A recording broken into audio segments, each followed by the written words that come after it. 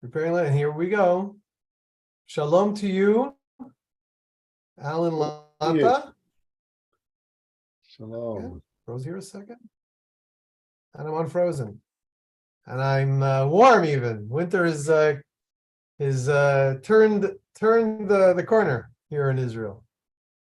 Yes. Warm here. You see, I'm wearing a short sleeve shirt. All right, me too. It's supposed to be 80 degrees here. Yeah, it's not 80 here. It's I don't know, maybe 50, but it's okay. I usually with a short sleeve shirt. How are you, sir? Doing well, doing well. How's your day been? It's 8 o'clock there, right? That's right. It's 8 p.m. I had ultimately a pretty busy day. This morning, my brother-in-law surprised me. I knew he was coming to Israel. I didn't know when. And all of a sudden, he sent me a message. He says, I'm going to be in Hebron in 5 minutes. That's where I live. Okay, you need to reschedule. And people very, very infrequently come here. So I said, come on, you can't. Well, thanks at least for telling me. Often people come here and they say, oh, we didn't want to bother you, so we didn't tell you that we were coming. Can you imagine living on a deserted island and somebody comes, the few hours a night that you sleep, he comes, he has fun, and then he leaves. I didn't want to bother you. Anyway, but that's not what happened with my brother-in-law. He was brought here. A small group, about 4 or 5 guys, were guests of this fellow who was dedicating a Torah scroll at his brother's synagogue in Jerusalem. And this fellow wanted to bring along a few of his best friends. So he brought along my brother-in-law. And he said, okay, while we're there, we're going to run around and do a lot of stuff for 2 days. So he didn't even know what he was going to do. And all of a sudden he said, oh my gosh, I'm in Hebron. My brother-in-law lives here. So he sent me a message at 7:30 in the morning. I said, okay, I'm coming over. So I got a chance to see him in the morning. Then I worked until about 2, 3 o'clock. Then I had a meeting with a good friend. I don't know if you know her, Revis Daggett. She's from Fort Stockton, southwest of, not all the way west. It's another 10 hours west of Texas. Yes. And then I went to that Torah scroll dedication in Jerusalem that they told me about. Okay. So I just got back an hour ago, just in time for another event. It's a little hard to say. It was a memorial evening. Let me tell you the story of this. It's a sad story, but it's an inspiring story. 2 young men one had just finished the army, the other was just about to finish the army, and they were very good friends, and they were members of an elite unit. Anyway, they decided to help start a brand new community here in Israel, near Hebron. Just actually very close to me. I'll pretend that it's over here, but it's actually over there in this picture. It's a 10-minute. It's actually a 6-minute drive from my home. So they decided that it wasn't their decision to make this community. The community making organization said, listen, we're going to put there an antenna. This was 20 years ago. The cell phones were just starting, so we're going to build an antenna there. And meanwhile, we need somebody to guard the antenna. Meanwhile, they'd bring a little, not a tent, a prefab, and we'll put it down there for you guys to sleep. And then we'll bring another one because we need more guards. And little by little, they create this. They create the community, the settlement. That was the plan. However, it was a time of great tragedies. A lot of terror attacks going on all over Israel. The army was worried, not they worried. They got intelligence that there was a terrorist in this area. So they said, okay, we're gonna get this terrorist. So they took a helicopter. They saw the terrorist. The thing is, that wasn't the terrorist. That was one of these. There was this boy, this soldier. And because of mistaken identity, they shot from this helicopter 200 bullets on these boys. Oh man. Terrible tragedy. Just before the holiday of Purim. Mm. But the families of these two boys, one actually was my neighbor in Ma'ale Adumim, where I used to live. I know him well. Okay. So they would come. My friend lived in Ma'ale Adumim, and the other boy's family lived in Jerusalem, in Ramot, the neighborhood of Ramot. Since then, every Friday, the families come and they pray at this spot in his memory and to keep his memory alive. And little by little, other friends of the boys came, other friends of the family came, and now we have a building that it took about 18 years to build. This building. Up until then, we were praying in like a tent. He would put like sheets or something like that against the rain, against the snow and the wind. It was crazy. But every Friday they come, and I now live nearby. I used to live in Ma'ale Adumim, about an hour and a half from here. Now I live 10 minutes away from there, as I said. And so together with another few people from our community and other communities in the area, we come, we have a quorum, a minyan, a group of 10 men who pray every Friday morning. We have a little group, and they bring soup and coffee and cakes for Friday morning. And it's just a wonderful feeling. And we really feel like we're building the land of Israel. So that is what I just came from. We had they're 20 years since their falling. So they invited a very big rabbi who teaches in a school not far from here. And maybe after our meeting, I'll go back there and they'll still be celebrating. Okay. So that was my, how was your day? It was good. Just the morning has passed. I often edit the sermon video of my sermon, and so I just got started doing that. After this Zoom call, I go to a ministry called Good Samaritan. They give cars away after they fix them up. So I'm delivering a Cadillac to a woman who works at a convenience store who does not have her own car. So we're going to go to the Department of Motor Vehicles. She'll provide proof of insurance, and we'll do the title transfer. And I'll be the agent for Good Samaritan. I've not done that before. It's here without your own car, we don't have public transport in this small town. We're scattered all around the lake. I mean, you can't survive without wheels. So it's a day. So how has she been surviving? Borrowing, hitching rides, with family, things like that. Wow. That's a real life changer. Call it kavod. Yes. So how long have you been involved with that Good Samaritan organization? In the last year, yes, as part of 2 other cars that were given. Actually, they were pickup trucks, 2 other ones. Wait a second. You found somebody who wanted to get rid of their car, and you said, why don't you give it to Good Samaritan? Okay, so Good Samaritan is a 501c3 that does this as a ministry just for anyone in the county, but they don't have time to vet the requests. Aha. So they only provide cars through churches that submit the proper paperwork. So this is my 3rd time to submit paperwork for someone, and they're able to provide because they're known in the community. Hey, give your car away to us and we'll see it gets in the right hands. So it's a neat thing. How many cars do they get a week, a year? I don't know, maybe a couple of months. I'm not sure. Since I've known them a year, this is the 3rd car I'm involved with. So yeah. Wow. Yeah, when somebody gives you a car, it's a tremendous help, especially now because the price of used cars has gone crazy. Really? Why? Very high. I don't know. Yeah, just everything's gone up. Everything's going up. Yes, up. Yeah. So on one foot, what was your sermon on Sunday about? Today's Tuesday. It was on tithing. I had not spoken on the subject in 12 years. Sorry, I just missed that. What was it? What's the subject? Tithing. Tithing. Remember, Abraham gave a tenth to Melchizedek. So Abraham gave a tenth to Melchizedek, even though, if I remember correctly, yeah.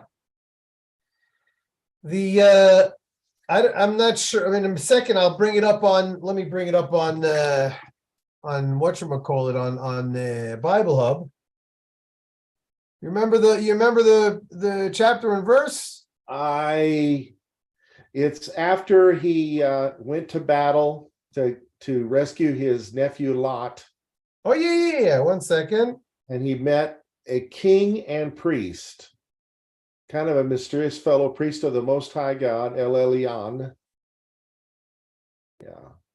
Yeah, it is in verse 20, chapter 14. So let me see let me bring up my screen 1 second. Genesis 14:20, I said. Yes. What happened? 1 second. Let's try that again.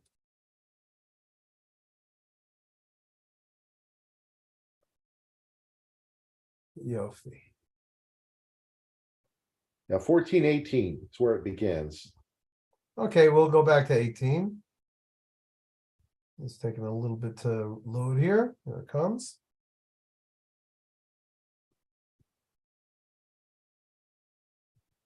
Okay, we'll go back one verse, and then we can see it in the context here. Then Melchizedek, okay, this is in the Berean Standard Bible. Melchizedek, king of Salem, brought out bread and wine since he was the priest of God Most High. I would translate that a little differently. And he blessed Abraham and said, "Blessed be Abraham by God Most High, creator of heaven and earth. And blessed be God Most High, who has delivered your enemies into your hand." Then Abram gave Melchizedek a tenth of everything. Okay, so let's see that verse, if I may. Then Abraham gave him a tenth of everything. Then Abraham gave Melchizedek a tenth of all the goods he had recovered. And Abram gave, and Abram. Oh, the first one that gets it right is King James. Okay. Because the original Hebrew, as I will look here and try to translate. 1 second. Yes, verse 20. And blessed is the high God that shielded your enemies in your hand. And that's the end of the quote. Or not. There are no quotation marks in the Hebrew Bible, but that's usually the way it's read. And he gave him tithes, a tithe of everything. Yes. Like you said, and he gave him a tithe of all. Now, this is the thing that I love most to hate, which is pronouns. Whenever you have a pronoun in the original, then chances are the Bible wrote it there so that you can play around with it. What does it really mean? Sometimes it must be clear, but here it's very clear that Melchizedek was talking to Abraham. Frankly, it seems to me, again, without looking into it deeply or without thinking about it too much, it seems to me that Melchizedek gave Abraham a tithe of coal, a tithe of all. Oh, what does the Talmud say? What does the Talmud say? Let's take a look. 1 second. Okay, just reminding you, the people haven't seen, this is the website that's hard to pronounce. Its name, Sefaria. Let me change it into English. Right. 1 second. Send me a link. It's fascinating. It's a fascinating site. 1 second. I think it'll automatically turn into English when I sign in my own account. 1420. There you go. So, Tanakh is the Bible. Genesis is the book. We said chapter 14, yeah? Yes. So let's stroll down to 20. Okay, so in this translation, it's the Contemporary Torah JPS, which is the Jewish Publication Society. It's one of the most recent, one of the more modern translations. And it says, and blessed be God Most High, who has delivered your foes into your hand. Migain. I don't know how the delivered comes in over here. Migain, the word migain means shielded. And just the opposite, he shielded your enemies in your hand. It's almost as if God shielded your enemies from you. Because otherwise I would have written Asher migain otcha mitzarecha. That shielded you from your enemies, whatever. And anyway, this translation couldn't stand the fact that there was the word he, and he gave him. So he said Abraham, but he put it in brackets to show you that that's not so simple.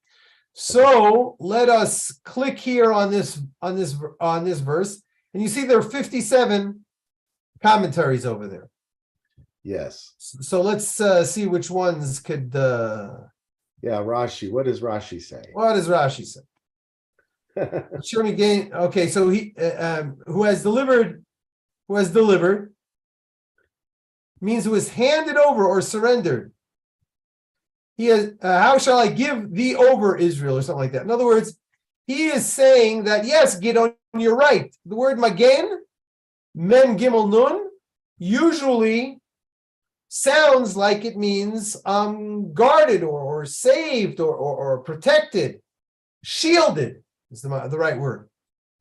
So that is why Rashi has to say, no, I have another verse somewhere in the Bible that uses that word clearly as I given you over or surrendered, delivered. Now, I'm going to trust Rashi on that, even though I'm itching to open up Hosea and see it in its original and see, are you sure that that's what it means? Maybe it means something else. But anyway, we're talking about, and he, again here, maybe Rashi wrote Abraham, gave him a tithe of everything that he had because he was a priest, because Melchizedek was the priest to El Elyon.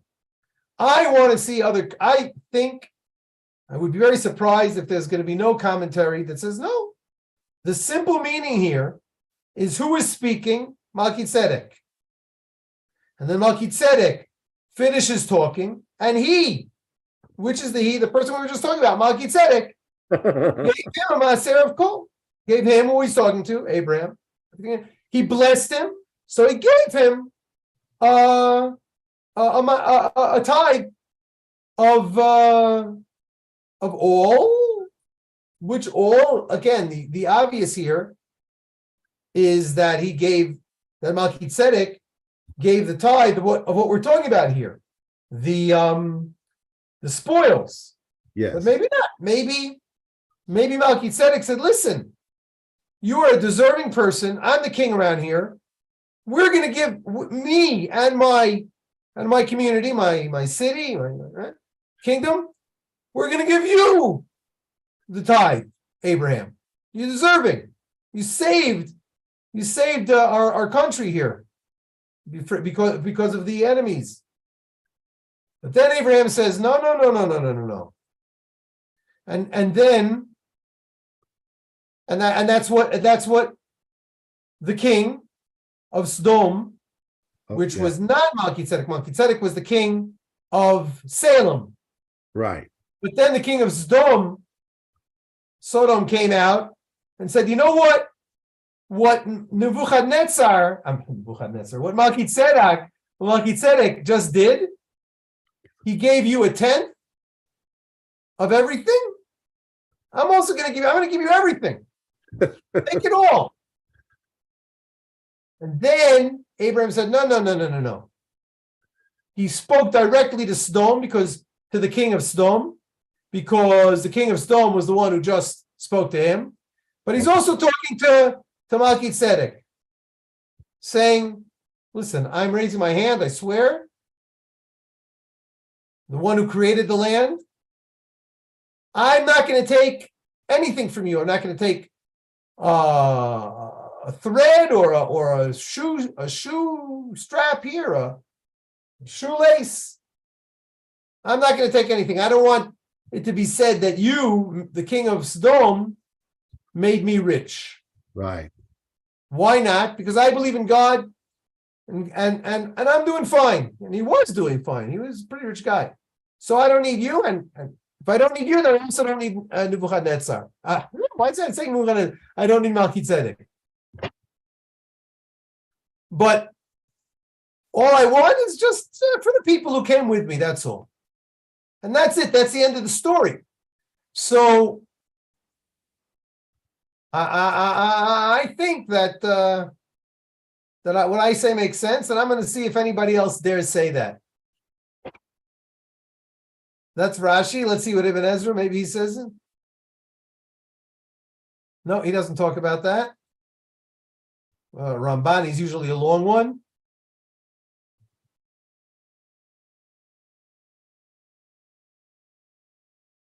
He also doesn't talk about the tithing, which direction it goes. Second.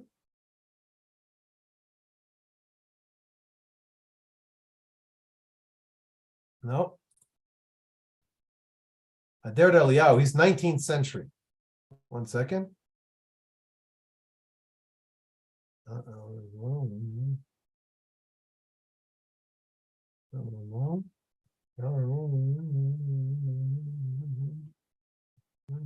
This is only in Hebrew. It's long. Let me see if I can find 1 second.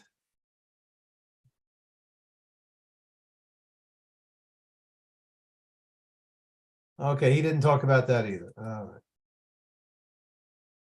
Where am I? Jump. No, not good. You're in 16 now. How'd that happen? There we go. I was trying to find it here. 1 second. Now, this is much too long for me to find it. And as you can see, it doesn't have vowels, which doesn't bother me too much, but it doesn't even have periods and commas. It doesn't have grammar.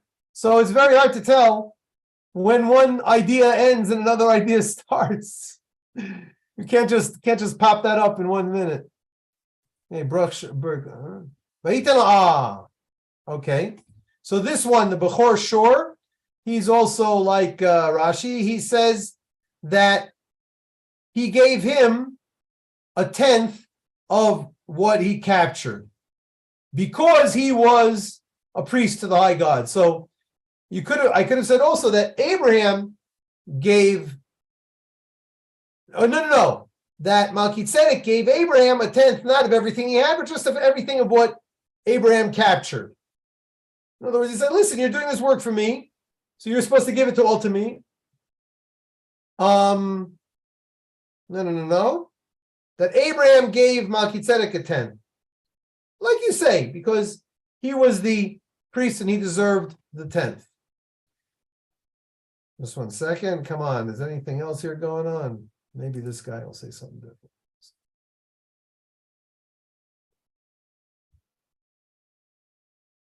Nope. Well,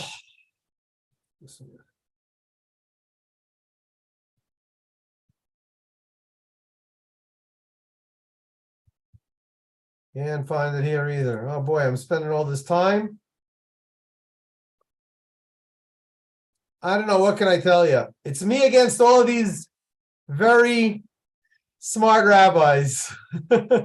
Okay. Can we look at, we can always return to that if you find something other. I'll maybe remember, and I will try to.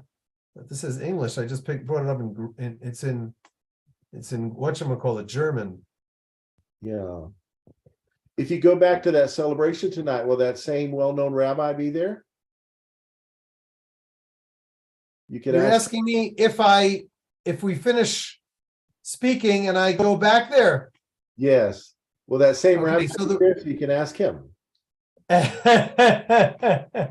got a lot of rabbis in my community. That rabbi who was speaking, and I left just at the end of his lesson, he gave a lesson about the book of Esther. Of course, we're coming up to the holiday of Esther, the holiday of Purim. So he asked a few questions, and I didn't quite get his answers, but they were good questions.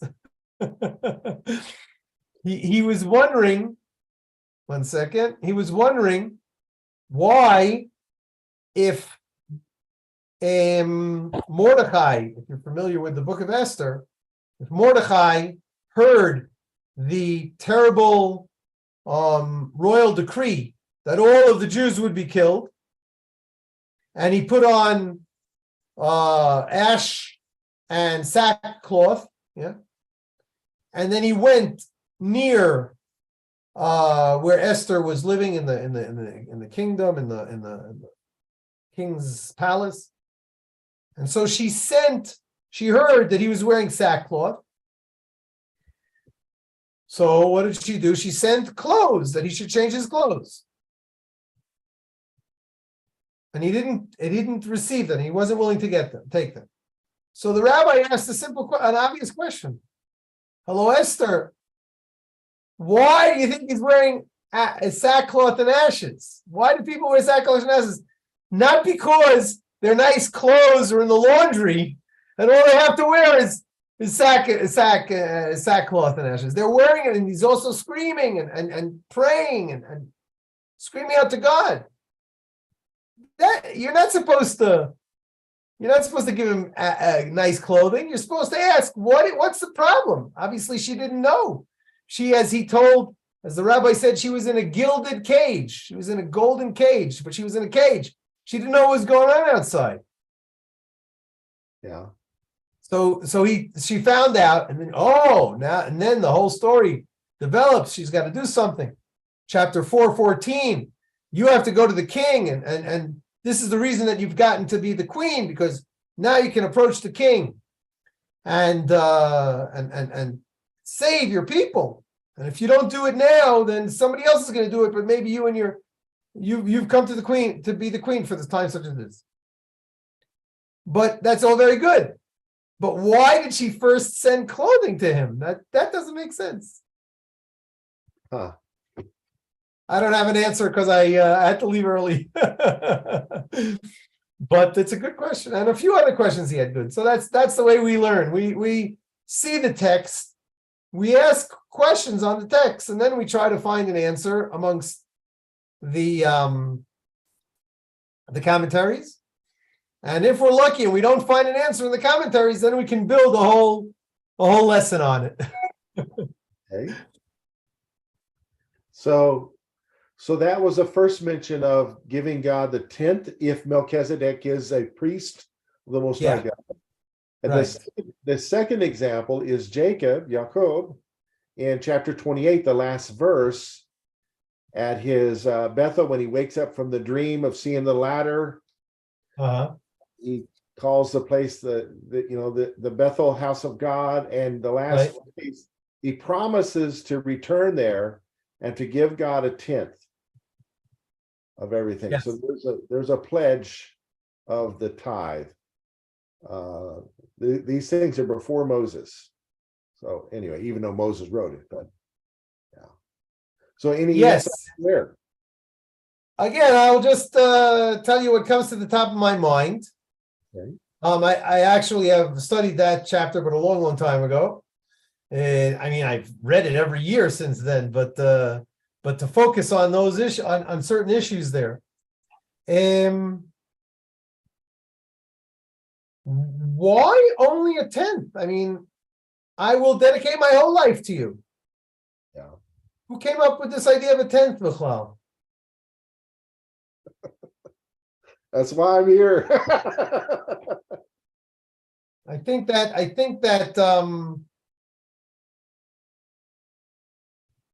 in general, let's bring that up. Remind me. Let me share the screen. Remind me the chapter again. It's 28. Yes. Let's go back to 14 here. Tanakh, Genesis 28.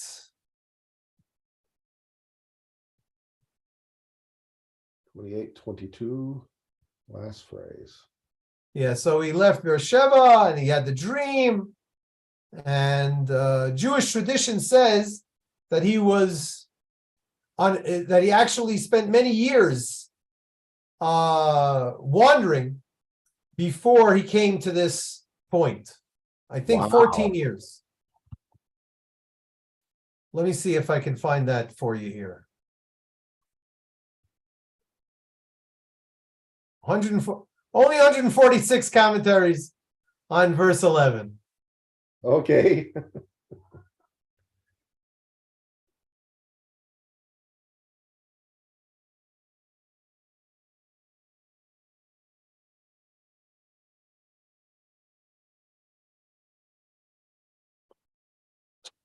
I don't want to spend too much time looking for this, but maybe it's in the Talmud.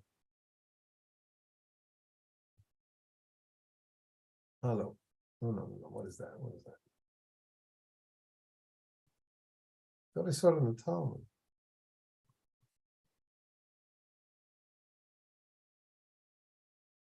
There a second ago.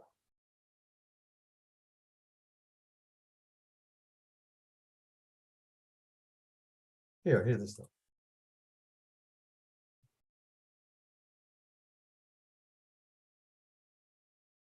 Nope.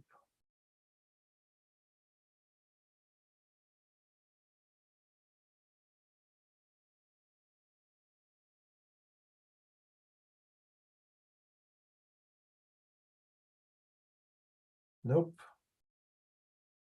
Yeah.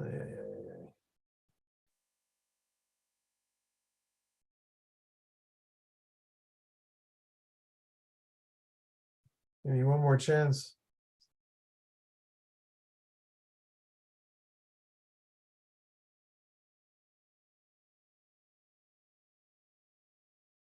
No, it's not there. So I don't remember where. Are you there? You disappeared. Maybe you'll come back. And meanwhile, I'll continue on over here. 1 second. 1 second. Let me see if I can find you. My goodness, 1 second. Here. Where'd you go?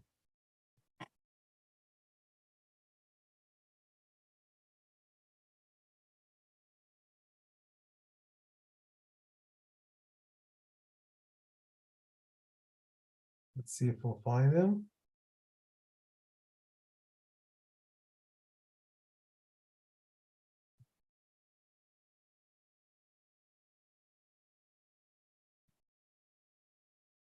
Okay, well, we'll finish up here because it's getting a little late, and I don't know when and if he's going to get back. But I will leave you with this idea that I'm used to from Jewish thought, and I really wish I could say it exactly. He stopped there for the night and he slept, and the sages say that he slept there. But he didn't sleep for 14 years because he was learning Torah in the yeshiva, in the in the school of God for 14 years, the school of Shem and Ever. 1 second. Let me also try to find that. I can't. Second.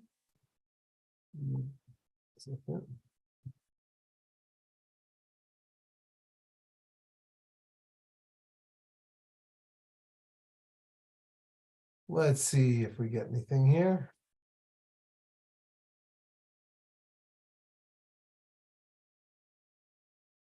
Yiddish. That's in Yiddish.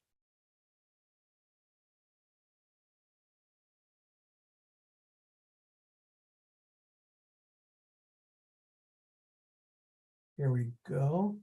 No.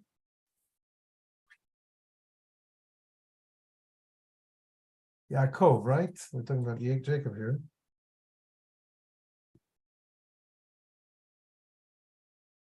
There we go. Let's see if we got a source here.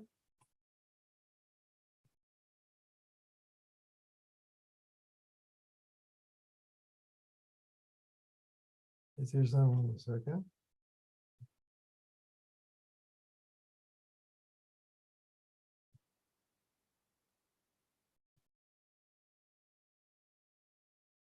And Yaakov, okay, so Jacob learned there for 14 years. Unfortunately, there's no source over here. So he was learning there there you go again.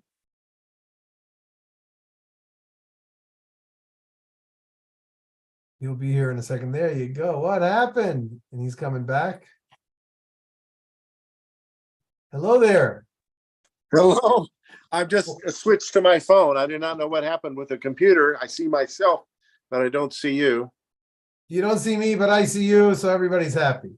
Yeah. Let me, okay, I just found the source that, 1 second. What is this? It doesn't give me the source text, but it reminds us of the text of the tradition that Jacob, on his way to Bethel, stopped over in the yeshiva, in the academy of studying something, because the Torah wasn't created yet. He stayed there for 14 years studying, and he did not sleep all those 14 years. And only when he got here did he finally get a chance to sleep. Oh my goodness. That's an amazing story. I thought it was the same night he left home. That's what everybody would have thought. But for some he had reason, nothing but his, I thought he had nothing but a stick and a stone. for some reason, that is what our here, let's see if he brings us a source. That is a famous story, famous midrash about it. Let's see if this one says it a little bit. 1 second.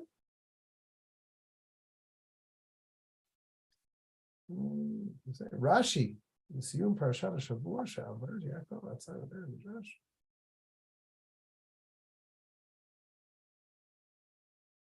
Okay, let me try. I gotta find this. This is driving me nuts. 1 second. He says it's in the maybe here.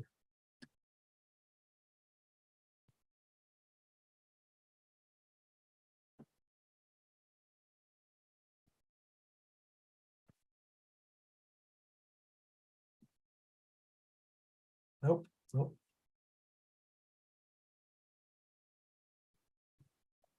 Let me try. Shame the error.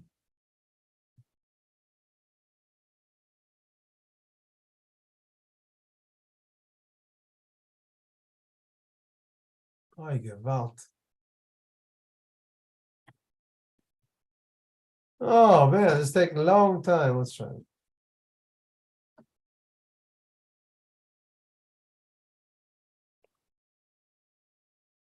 Nope.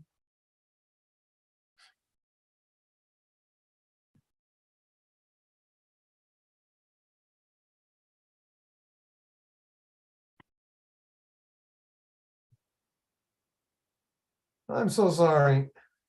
It's okay.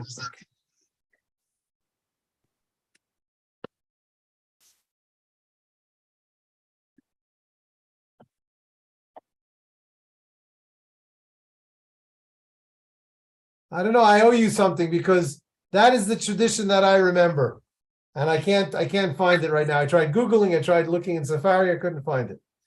But Okay. Anyway, so he left there. He had the dream. Let's go back to Safari over here. Okay. And he had the dream, and then he woke up. He said, and then he went back to sleep. And then in the morning he got up and he put a stone, and he poured oil on it, called it Bethel, and then he made the vow. If God remains with me, protecting me on this journey that I'm making, give me bread to eat, clothing to wear, and I return safely to my father's house, and God will be my God, then I'll make this into a God's abode. Thank you very much, as if God needs an abode. And everything you give me, I'll give you 10 of it. Are you coming back in? I'm trying to, yes. Okay, let's bring you back in. Let's see if we won't have you twice here. But there'll be two of me, so I'll delete this one, but Okay, we'll see if we get him in. otherwise we can go with this if it doesn't work. Yeah, So okay, one of you is here, two of you are here. Shall I delete one of you, or because right now it's Yes. not, I don't hear you twice. Yes, delete one of me and we'll just, I'll keep you on the phone. yeah, let's just do that. I'll close this thing and, Yeah, close that. all right. Okay. Okay, we get you both back over here. So again, the question here, and we got to finish up, but why? Where did Jacob get the idea to tithe? Like you said, the first mention is with Melchizedek and Abraham. Where did they get the idea? And is a tithe enough? For God is basically giving everything. I know people that have dedicated their whole lives to God after they were saved. Right. So why just a 10? And C, look at all these conditions that Jacob is giving to God. If you do this, and you do this, and you do this, and you do this, and you do this, and you do this, then I'll give you a 10. Thank you very much. Yeah. It really looks, when you read it without a critical eye, then it's a beautiful passage. Very, very lofty. But when you look a little further, and actually this over here, and I've already returned safe from God. 1 second, let me see this in the original.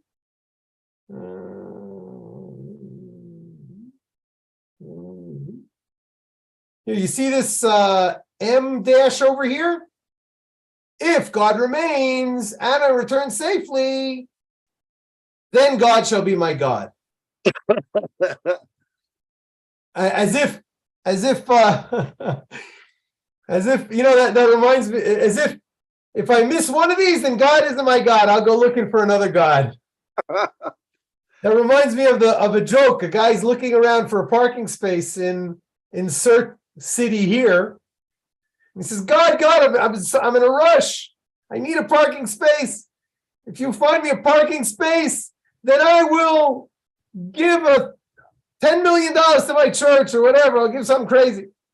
All of a sudden, he sees a parking space. Like a second later. So he says, forget it, God. I found one. I got to show you. Forget it. I found it. Yeah. Thanks anyway. So let's look up in this place once again. We're talking about verse chapter 20. What was the chapter? 28. Yeah, the last verse, last sentence, phrase. I'm not looking for the last one, but we'll go to the last one. 28, right? Yes, 28. So I'm looking for a different verse here. I'm looking for maybe the one before. Yeah. I'm looking for what where it says, then the Lord will be my God. That's what we saw in Sepharia also. Then the Lord will be my God. Then the Lord, then the Lord, then the Lord, then the Lord. Everyone here. Oh, except for the American Standard Version. We'll get back to that. Then shall be God.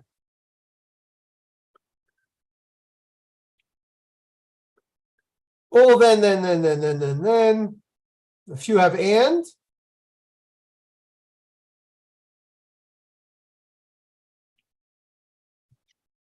But I think that it's possible. It seems probable that the understanding of this verse should be then. Because he listed a condition after condition after condition, condition. Then finally said, if you fulfill all these conditions, then you'll be my God. Thank you very much. I will reward you by having you be my God. But I don't think so. I think that it's possible. And I'm reading here from verse 20, and then from the Hebrew, and then Jacob swore an oath, saying, if God will be with me and keeps me and guards me in all this way that I'm going, and gives me bread to eat and clothing to wear. And I will return in peace to my father's house, and God will be my God. In other words, that is not a fulfillment of that is not his oath. It is yet another condition of his oath. Okay. In other words, if I return safely, and if, see, this verse doesn't, some of the translations start with if.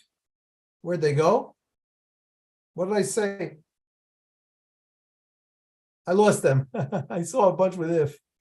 But it's really a continuation of the if. It's, again, there are a lot of different ways to translate it, to understand it, but it seems to me that, and if I will return in peace with to my house, and if God will be my God, then this stone will be a house of God, and I will give you a tithe. In other words, it's not that I am making a condition, and if you fulfill the condition, then you'll be my God. No, I hope just the same way that you're going to save me from my enemies, you're going to give me food, you're going to give me clothing, you're going to be with me. That really means, and in general, you're going to be my God. Then I will dedicate my life. I will build a house, and I will build you tithing. So it's not like you're not going to be my God if you don't do all this. You'll still be my God, but I won't have what to await you. I will not come back to my father's house ultimately, and be able to fulfill my vow. Not that I'm going to throw you away. No. You are my God. I come from a long tradition of you being our God, my father and my grandfather, Abraham and Isaac. So that's the way I understand that. But in any case, this part of giving you a tenth, that's a question that I don't have an answer for. But and I really got to go. I have to go to my evening prayer. But okay. I will say though that when we Jews think of tithing, we think of the commandment to tithe. Did you bring that in your speech? No, I did not. I went from the Hebrew scriptures there in Genesis to the Greek scriptures in the New Testament. So if we look up Maaser,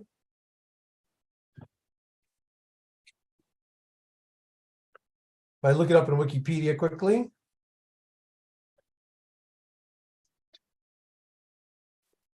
Come on. I say quickly, but I don't really mean quickly. It's slow.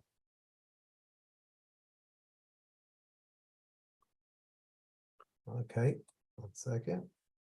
Just look at all this. This is in Hebrew. You know how Wikipedia works. If you have a word that could have a lot of different meanings, then it gives you. So these are the meanings of the commandments of tithing. You have the first tithe, the gift of the tithe. I'm not sure how that's called in English. The second tithe, the poor person's tithe, the tithing of the animal, and the tithing of monies. That's not all right. So here we have Trumot Ma'asrot. Maybe we can do this in English quickly. Please, Yofi, we've got it in English. Let's see if we got it in English. Come on. The tithe is specifically mentioned in Leviticus, Numbers, and Deuteronomy. Yes. So all of these things in Deuteronomy are what you separate from your grain, your wine, and your oil. And it's only in the land of Israel. As you So, mentioned, the first recording is in Genesis. Yes, Alan. so would first fruits intersect with the tithe? That's what he says over here. Okay. Bikurim are the first fruits. Here it's mentioned in Numbers. Again, I don't have time to go into all of this. But again, so the main thing here is that in times as they should be, with the temple standing, then we would tithe our animals because we all work in farms. None of us are high-tech people. And then we will bring it up to the temple. Most of the stuff goes to the temple. Some of it goes to the Levite. Some of it goes to the poor person. You can look it up here in an encyclopedia. Tithes in Judaism. And nowadays, what we try to do is tithe not all of it to our synagogue. People basically tithe to whatever they feel like doing. What my wife and I do is we think of what our values are, because there are nonprofit organizations all over the place. So our values are whatever they are, and we look for nonprofit organizations that promote those values, or vice versa. We see a nonprofit organization that we like, and we say, yeah, that's a value that we like also. And then we give our tithes to those people. We try to, we really have to try to fill it up. Thank God, God has been blessing us now that we have 5 kids that aren't living with us anymore. We have a lot more.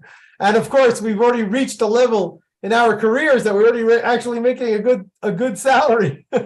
Why couldn't we do the opposite? Let's have the salary when we're 60, when we're 25. That make more sense. And the wisdom to know how to have good pension plans. Yes. But that's what we do. We tithe out. We try to tithe our money, and that's it. That's pretty much it. Yeah. Well, to me, it's a token of returning everything comes from God's hand, blesses us with the intelligence to get out of the rain, to make money. It's his blessing. So we're returning to him a expression of our appreciation, showing trust in him for wisdom to deal with the rest of the funds we have. Yeah. Well, thank you so much. This has been good. And it's much too, and we barely even touched the surface. So I'm looking forward to meeting with you again. Since next week is Purim, the holiday of Purim, which we could have talked about also. We could talk about a million things. The person that I mentioned to you in our last time we spoke, that I usually do our conversations with, Dr. Richard Booker. So we're not meeting on the Tuesday or the Monday that we usually teach. So this program, this recorded conversation that we're having, we will share it with our audience, our newsletter subscribers next Monday or next Tuesday, a week from today. And you and I will talk about the next time we will record a lesson like this. How's that sound? Sounds good. Happy Purim to you. Is that how you say it, or? Yeah, that's how I hear it. We say it in Hebrew. Purim Sameach. Happy Purim. Purim Sameach. You also, my friend. How can I see Alan Latta, so I'd call you Alan, but are you Pastor Alan, Pastor Latta, Doctor? What are you? Alan. Okay. Shalom to you, Alan. Shalom, shalom.